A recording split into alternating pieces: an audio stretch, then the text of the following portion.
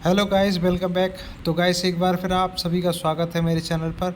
तो आज मैं आपको बताने वाला हूं कि एम्स में कुछ वैकेंसी निकली हैं, तो उनसे रिलेटेड आज सारी अपडेट मैं आपको बताने वाला हूं। और साथ ही साथ में ये बताने वाला हूं जो आज से रजिस्ट्रेशन स्टार्ट किए जा रहे हैं उसके लिए क्या क्वालिफ़िकेशन चाहिए और कौन कौन अप्लाई कर सकता है, कौन नहीं अप्लाई कर सकता है। तो जैसा कि इस आर्टिकल में दिया हुआ है, पोस्ट का अगर नाम बात करें तो पोस्ट का नेम है AIIMS Bhopal non faculty recruitment 2023। Apply online 233 variant post के लिए आप यहां पर अप्लाई कर सकते हैं। तो थोड़ा इसकी जानकारी देख लेते हैं। और ये आज 5 अक्टूबर 2023 को मैं अपडेट कर रहा हूं, ठीक है।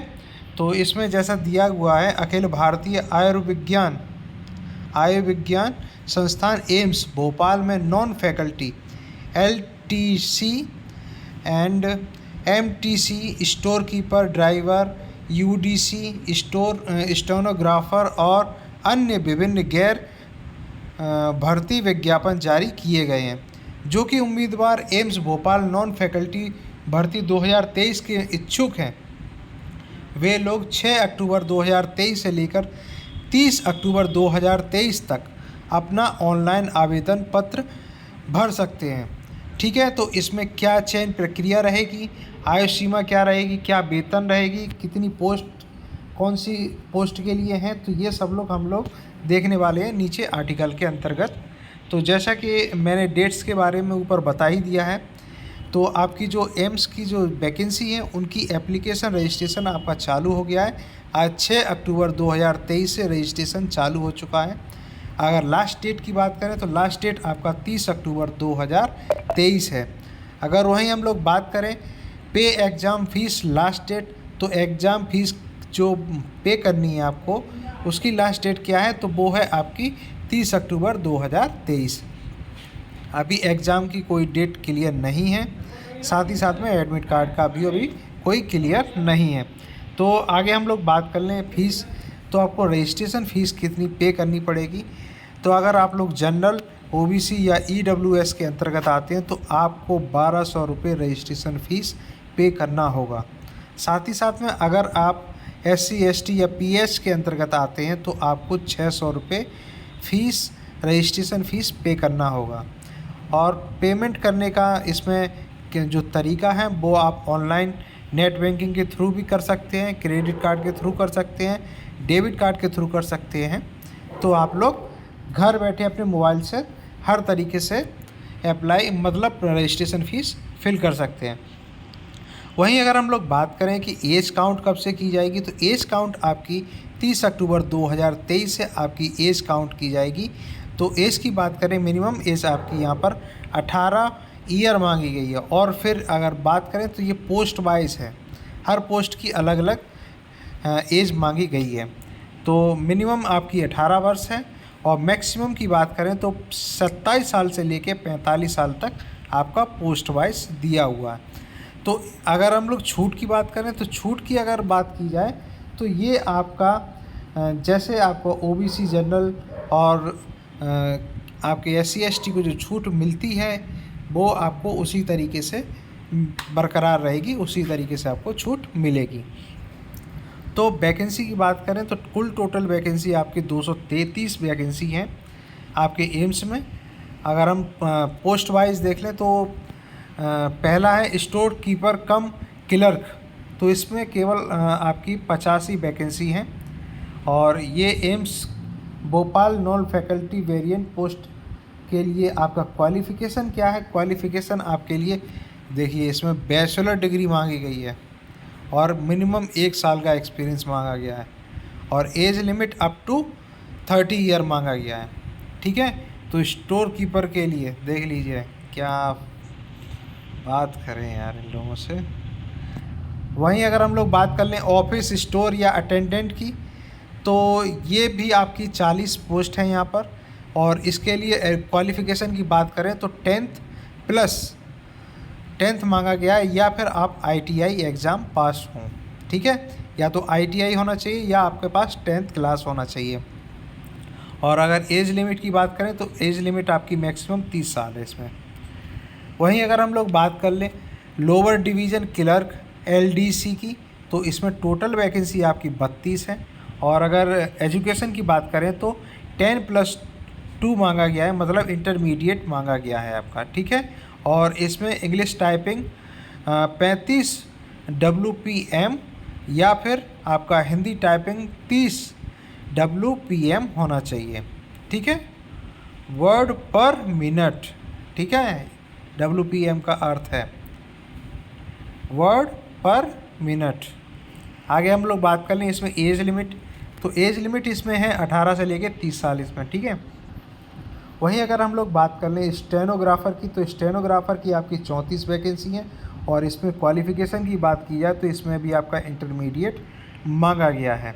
और इसमें अगर टाइपिंग की बात की जाए तो इसमें 10 मिनट एट 80 WPM आपका मांगा गया है, ठीक है। और एज लिमिट की बात की जाए तो 18 से लेके 27 साल इसमें एज लिमिट की गई है। वहीं अगर हम लोग बात कर लें ड्राइवर की, तो ड्राइवर की अगर बात की जाए तो यहाँ पर आपकी 16 वैकेंसी ड्राइवर की है। और इसमें आपकी क्वालिफ़िकेशन की बात की जाए तो इसमें 10th क्लास मांगी गई है, ठीक है। और इसमें कॉमर्शियल लाइसेंस भी मांगा गया है विद 2 साल के एक्सपीरियंस के साथ में।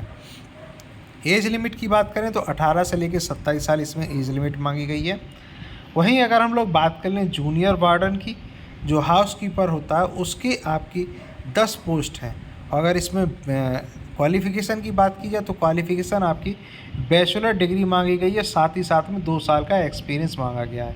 एज लिमिट की बात करें तो 30 से लेकर 45 साल तक इसमें एज लिमिट रखी गई है।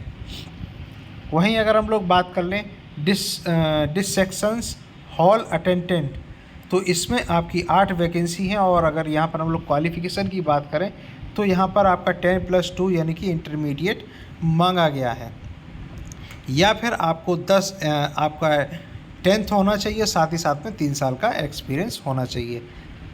और अगर एज लिमिट की बात की जाए तो 21 से लेके 30 साल तक आपका एज लिमिट रखा गया है। वहीं अगर हम लोग बात कर लें अपर डिवीज़न क्लर्क यानी कि UDC की, तो इसमें टोटल 2 वैकेंसी हैं। और अगर इसमें क्वालिफ़िकेशन की बात की जाए तो इसमें आपकी बैचलर डिग्री मांगी गई है, ठीक है। और साथ ही साथ में इसमें इंग्लिश टाइपिंग आपका 35 WPM मांगा गया है, या फिर आपको हिंदी टाइपिंग 30 WPM होना चाहिए। अगर एज लिमिट की बात की जाए तो 21 से लेकर 30 साल तक इसमें एज लिमिट रखी गई है। वहीं अगर हम लोग बात कर लें डेटा एंट्री ऑपरेटर यानी कि DEO ग्रेड 1 की, तो इसमें टोटल वैकेंसी आपकी 2 हैं। क्वालिफ़िकेशन की अगर बात कर लें तो इसमें भी आपका इंटरमीडिएट मांगा गया है। वहीं अगर हम लोग बात कर लें इसमें 8000 की डिप्रेशंस स्पीड भी होनी चाहिए। अगर एज लिमिट की बात की जाए तो एज लिमिट आपका 18 से लेकर 27 साल इसमें रखा गया है। वहीं अगर हम लोग बात कर लें जूनियर स्केल स्टेनो यानी कि हिंदी में जो है उसमें 1 वैकेंसी है। क्वालिफ़िकेशन की बात करें तो इसमें आपका इंटर मांगा गया है। और शॉर्ट हैंड स्पीड आपका 64 WPM मांगा गया है, ठीक है। वहीं एज लिमिट की अगर हम लोग बात करें तो 21 से लेकर 30 साल इसमें एज लिमिट रखा गया है। वहीं अगर हम लोग बात कर लें सिक्योरिटी कम फायर जमादार जिसको कहते हैं, वो आपके 1 वैकेंसी है इसमें। और इसमें क्वालिफ़िकेशन आपकी इंटरमीडिएट मांगा गया है, ठीक है। और हाइट की बात कर लें तो इसमें हाइट भी मांगी गई है, 167 इसमें हाइट मांगी गई, और चेस्ट आपका 80 सेंटीमीटर मांगा गया है। अगर एज लिमिट की बात की जाए तो 18 से लेकर 27 साल इसकी एज लिमिट रखी गई है। वहीं अगर हम लोग सोशल वर्कर की बात कर लें तो सोशल वर्कर की आपकी 2 वैकेंसी हैं, जिसके लिए आपका यहाँ पर क्वालिफ़िकेशन की अगर बात कर लें तो इंटरमीडिएट के साथ में आपको 8 साल का एक्सपीरियंस होना चाहिए। और अगर एज लिमिट की बात की जाए तो 18 से लेके 35 साल तक आपकी एज होनी चाहिए। अब मेन पॉइंट आता है कि आप एम्स भोपाल नॉन फैकल्टी विभिन्न पदों पर ऑनलाइन फॉर्म कैसे आवेदन कर सकते हैं। तो इसके लिए आपको इसकी ऑफिशियल वेबसाइट पर जाना होगा, जिसका लिंक मैं आपको डिस्क्रिप्शन में दे रहा हूँ। साथ ही साथ में इस आर्टिकल में नीचे यहाँ पर दिया हुआ है क्लिक हेयर पर। जैसे ही आप क्लिक हेयर पर क्लिक करेंगे यहाँ पर, तो इसकी ऑफिशियल वेबसाइट पर आप लोग चले जाएंगे। देखिए इसकी ऑफिशियल वेबसाइट ये है, यहाँ पर आप लोग ऑनलाइन रजिस्ट्रेशन कर सकते हैं।